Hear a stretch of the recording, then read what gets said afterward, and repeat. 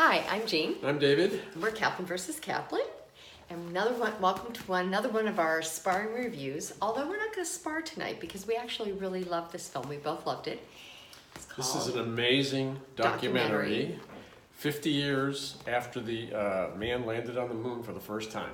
Apollo 11. The documentary is Apollo 11 by Todd Douglas Miller and his fantastic crew. And you must see it in IMAX if you can. Yes. It's wow. You will never see anything as riveting. I hate that word. Yes, we hate that word, but or fascinating as this movie. Riveting really suits this film because it is that good. Okay, so this is about the man's first walk on the moon. And what happened was when Miller and his crew went to begin their work on this film with NASA and the National Archives, they found an unbelievable amount of footage that had never been seen by the public before. The footage was found in the National Archives right. and basically was forgotten.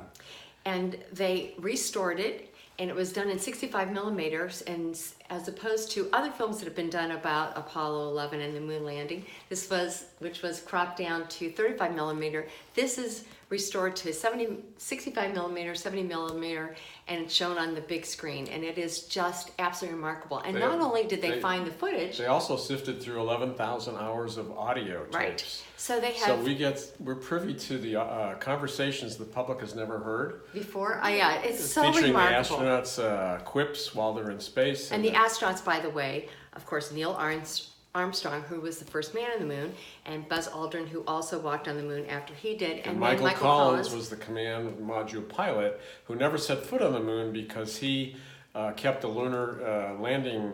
No, he made the ship. He had Columbia, the ship. Columbia. Yeah, the one that was revolving around the moon while they were landing. Right, he kept it in orbit because that's how they were going to get back. Anyway, so okay, this. Cannot recommend this film enough. It is absolutely a must-see, and as David said, try to see it on IMAX.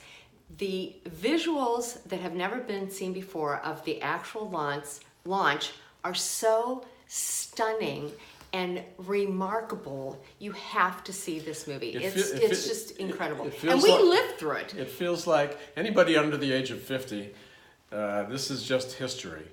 But if you're 7 or 8 years old in 1969, you probably remember this. But the fact that this footage is so new and novel to everybody, it feels like we're watching it for the first time. Even though we know the outcome of the event, they obviously returned safely.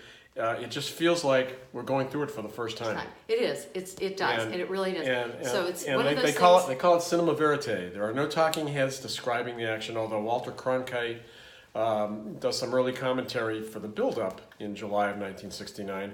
But as far as the actual astronauts getting ready, it's just what you see. There's no announcer. There's no reporter. There's no narrator. There's no narrator. So it's just unbelievable. It is unbelievable. And for people that did not live through this, it is the experience of a lifetime. It's really a must-see. Yeah, see it now. It is See it now. It is superb. Okay. And now a word about the Oscars. Jean is a little bit mad at me because I wanted Olivia Colman. I wanted us to choose Olivia Colman for Best Actress, and he insisted upon Glenn Close. Not because I favored Glenn Close's performance. She was on a roll. Like Rami Malek was on a roll at Best Actor. Well, okay. But I'm glad. I was wrong. You can hit me. Okay. But I'm glad. I'm glad Green Book won. A superb film.